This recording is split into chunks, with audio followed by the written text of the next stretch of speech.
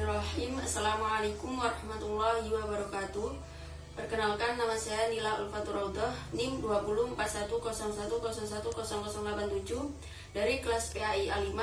Mau sedikit menjelaskan tentang teori belajar dan pembelajaran, lebih tepatnya mengenai jenis prinsip-prinsip belajar dan pembelajaran. Yang pertama yaitu pengertian belajar. Belajar merupakan aktivitas dan perilaku siswa yang kompleks karena aktivitas belajar hanya dialami oleh siswa itu sendiri. Nah, kemudian belajar adalah proses memahami, menemukan, dan menganalisis situasi untuk melakukan perubahan perilaku. Dan jika perubahan tersebut disebabkan oleh pertumbuhan atau kondisi sementara, maka tidak dapat dikatakan bahwa perubahan tersebut merupakan hasil belajar. Menurut Saifuddin Iskandar 2008.1. Kemudian, menurut pemahaman psikologis, belajar merupakan suatu proses perubahan, yaitu proses perubahan perilaku yang disebabkan oleh interaksi dengan lingkungannya dalam memenuhi kebutuhan sehari-hari. Dan kemudian banyak juga para pendapat yang dikemukakan oleh para ahli tentang mengenai perbedaan-perbedaan belajar. Yang kedua yaitu pengertian pembelajaran. Pembelajaran adalah suatu usaha untuk membuat siswa belajar atau suatu kegiatan untuk mengajar siswa atau juga peserta didik. Dengan kata lain, belajar merupakan upaya untuk menciptakan kondisi untuk terjadinya kegiatan belajar. Nah, kemudian menurut yang dikemukakan oleh Warsita, pembelajaran adalah suatu cara untuk memungkinkan siswa untuk belajar atau melakukan kegiatan mengajar. Sedangkan menurut Undang-Undang Nomor 2 Tahun 2003 tentang Sisdiknas Pasal 1 Ayat 20, pembelajaran adalah suatu interaksi yang memungkinkan antara siswa dan guru untuk belajar atau melakukan kegiatan mengajar. Selanjutnya yaitu mengenai jenis-jenis belajar dan pembelajaran. Dapat dilihat dari tujuan dan hasil yang didapatkan dalam kegiatan belajar. Para ahli mengemukakan bahwa secara umum ada 8 jenis belajar, yaitu yang pertama, belajar abstrak atau abstract learning, yaitu pembelajaran yang pada dasarnya belajar dengan menggunakan cara berpikir yang abstrak. Tujuannya adalah untuk mendapatkan pemahaman dan solusi yang tidak nyata. Contoh belajar abstrak yaitu studi tauhid, astronomi, kosmografi, kimia, dan amatik, dan masih juga banyak lainnya. Kemudian yang kedua yaitu belajar keterampilan, skill learning. Belajar keterampilan adalah proses pembelajaran yang bertujuan untuk memperoleh keterampilan tertentu. Nah, dalam jenis pengajaran ini, proses pelatihannya bersifat intensif dan teratur, itu sangat penting. Contohnya termasuk kegiatan belajar seperti berolahraga, melukis, memperbaiki benda-benda elektronik, dan masih banyak juga pembelajaran lainnya. Yang ketiga yaitu belajar sosial atau social learning. Belajar sosial adalah pembelajaran yang bertujuan untuk memperoleh keterampilan, memahami masalah sosial, dan beradaptasi dengan nilai-nilai sosial. Nah, kegiatan pembelajaran ini meliputi seperti memahami masalah keluarga, terus bisa juga menyelesaikan konflik antar kelompok dan masalah sosial lain-lainnya. Yang keempat, belajar pemecahan masalah. Belajar pemecahan masalah pada dasarnya adalah Belajar untuk memperoleh keterampilan atau kemampuan memecahkan berbagai masalah secara logis dan rasional. Tujuan dari belajar pemecahan masalah adalah untuk memperoleh keterampilan kognitif lengkap atau keterampilan pemecahan masalah. Yang kelima yaitu belajar rasional. Pembelajaran rasional adalah pembelajaran yang menggunakan keterampilan berpikir secara logis atau akal sehat. Pembelajaran semacam ini sangat erat berkaitan dengan pembelajaran pemecahan masalah. Yang keenam adalah belajar apresiasi. Belajar apresiasi adalah belajar menghargai, yang pada dasarnya belajar mempertimbangkan nilai atau pentingnya suatu benda. Tujuannya yaitu agar individu dapat memperoleh dan mengembangkan keterampilan yang efektif. Nah, dalam hal ini kemampuan mengapresiasi secara tepat seperti memahami sastra, memahami musik, dan memahami seni lukis, dan masih banyak memahami lain-lainnya. Kemudian belajar kebiasaan. Belajar kebiasaan adalah proses membentuk kebiasaan baru untuk memperbaiki kebiasaan yang lama. Yang kedelapan yaitu belajar pengetahuan. Belajar pengetahuan berarti belajar untuk memperoleh banyak makna-makna, informasi, dan lain sebagainya.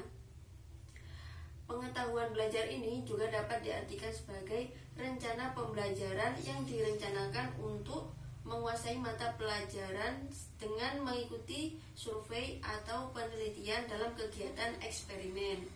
Kemudian dari cara atau proses yang ditempuh dalam belajar, Nasution M.A. seperti dikutip oleh Effendi dan Praja tahun 1993 mengemukakan 5 jenis belajar. Yang pertama yaitu belajar berdasarkan pengamatan. Yang kedua belajar berdasarkan gerak. Yang ketiga yaitu belajar berdasarkan menghafal. Yang keempat yaitu belajar dari masalah yang telah selesai. Yang kelima belajar berdasarkan emosi. 1. Belajar berdasarkan pengamatan. Jenis dari belajar ini adalah belajar berdasarkan pengamatan visual dari berbagai objek di dunia, memungkinkan untuk melihat, mendengar, merasakan, dan lain-lainnya. Misalnya yaitu dengan melakukan observasi. Yang kedua, belajar berdasarkan gerak. Memiliki beberapa prinsip yang harus diperhatikan dalam kegiatan belajar berdasarkan gerak. Antara lain yaitu bersikaplah jelas dan yakin akan tujuan yang akan dia gunakan. Adanya jawaban yang jelas untuk keterampilan yang diperoleh. Metode bagian atau keseluruhan. Menerapkan dengan benar di tahap awal, karena kesalahan yang dilakukan di awal kursus akan mengurangi keefektifan pembelajaran selanjutnya. Berlatih dalam situasi sebenarnya atau langsung dan dalam situasi nyata. Sedikit kritik terutama pada tahap awal pembelajaran, dan masih banyak prinsip-prinsip lainnya. Yang ketiga yaitu belajar berdasarkan menghafal. Adapun beberapa petunjuk untuk menghafal adalah sebagai berikut. Yang pertama yaitu segala sesuatu yang diingat pertama kali harus dipahami sepenuhnya. Yang kedua, hal-hal yang diingat perlu memiliki hubungan yang jelas antara satu masalah dengan masalah berikutnya untuk membentuk kerangka umum.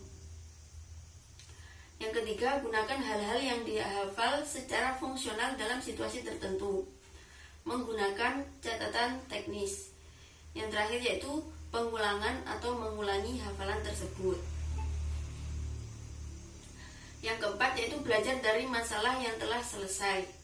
Adapun langkah-langkah dalam pemecahan masalah adalah: yang pertama, memahami masalah atau permasalahannya. Yang kedua, kumpulkan keterangan atau data. Yang ketiga, merumuskan hipotesis, menilai dan meninjau hipotesis. Yang keempat, lakukan percobaan. Yang terakhir yaitu membentuk dan membuat kesimpulan. Yang nomor 5, belajar berdasarkan emosi. Nah, pembelajaran berbasis emosi ini bertujuan untuk menanamkan aspek kepribadian seperti ketekunan, ketelitian, kebersihan, cara kerja yang sehat, dan masih banyak lainnya. Prinsip pembelajaran yang diterima secara umum dapat digunakan sebagai dasar dalam proses pendidikan, baik itu pendidik maupun peserta didik, untuk meningkatkan pelaksanaan belajar. Nah, prinsip-prinsip pembelajaran yang dimaksudkan adalah sebagai berikut. Ya, nomor 1, perhatian dan motivasi.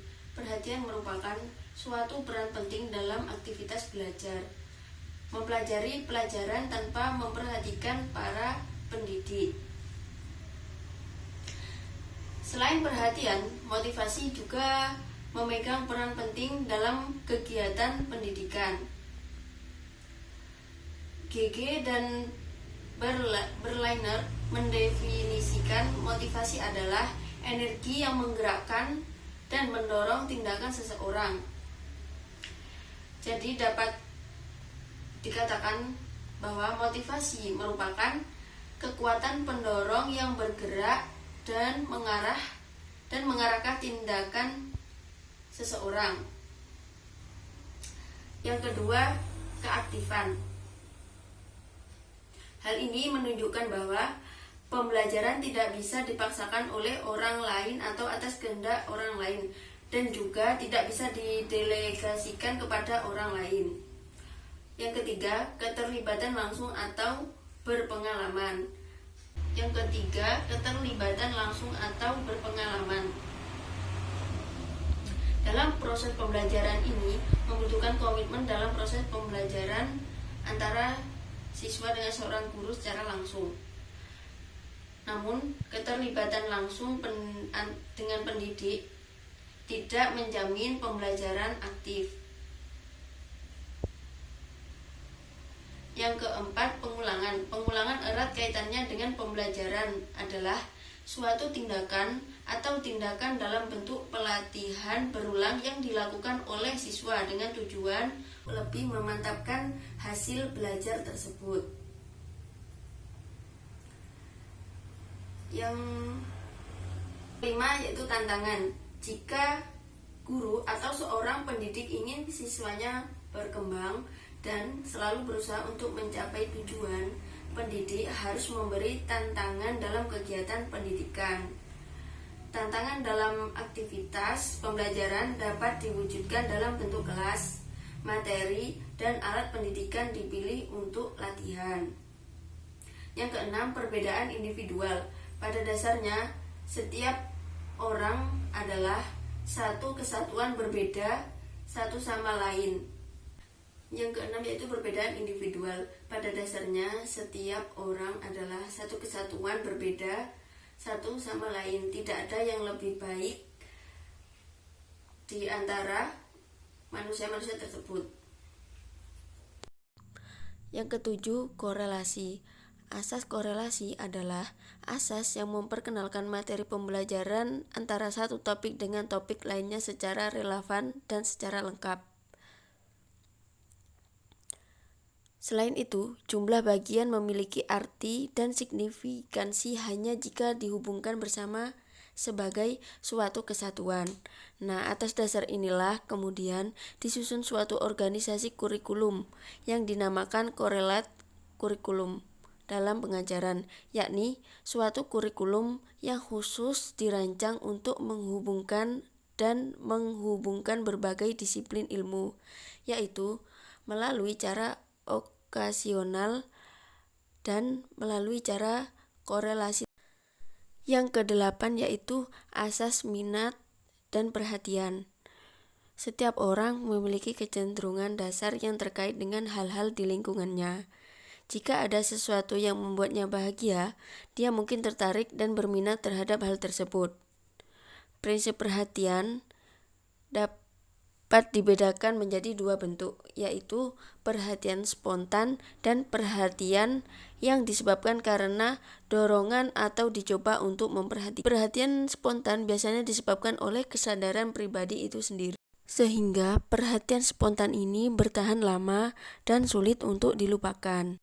Misalnya, guru mengajarkan materi kepada para siswa atau murid-muridnya. Nah, di situ guru memberikan perhatian dan konsentrasi kepada muridnya. Kita dapat melihatnya, walaupun sifat perhatian tidak begitu serius karena oleh usaha seorang guru, maka perhatian siswa pun bisa terkonsentrasi. Maksudnya, siswa itu bisa menerima materi dengan jelas dan bisa terkonsentrasi dengan mendapatkan materi tersebut. Dapat ditarik kesimpulan bahwasannya prinsip belajar pembelajaran merupakan landasan, yaitu suatu landasan dan juga motivasi berpikir, sehingga proses pembelajaran dapat berjalan lancar antara pendidik dan juga peserta didik. Prinsip ini digunakan sebagai dasar dan upaya pembelajaran siswa dan guru untuk mencapai hasil yang diinginkan. Dengan adanya prinsip-prinsip belajar dan pembelajaran yang telah dijelaskan, jika guru menerapkan prinsip-prinsip tersebut dengan benar, maka proses belajar dan pembelajaran akan lebih maksimal. Demikian yang dapat kami sampaikan. Apabila ada kesalahan, mohon maaf dan terima kasih juga atas perhatian dan dukungannya. Akhirul qauli, wassalamualaikum warahmatullahi wabarakatuh.